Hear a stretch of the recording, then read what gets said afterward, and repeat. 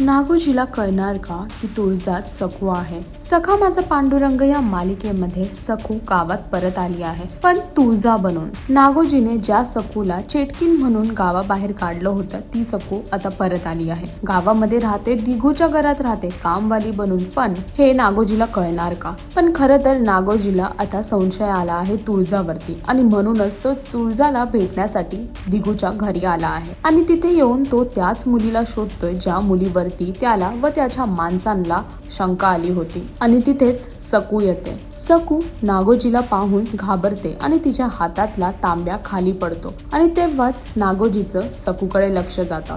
आता बघायचं हे आहे की नागोजीच्या समोर येणार का तुळजा, म्हणजेच सकूचं सत्य. हे पाहण्यासाठी तुम्हाला सखा माझा पांडुरंग ही मालिका पाहावी लागेल. आणि अजून असे लेटेस्ट अपडेटसाठी टेलीचक्कर रिजनलला सबस्क्राईब करायला विसरू नका.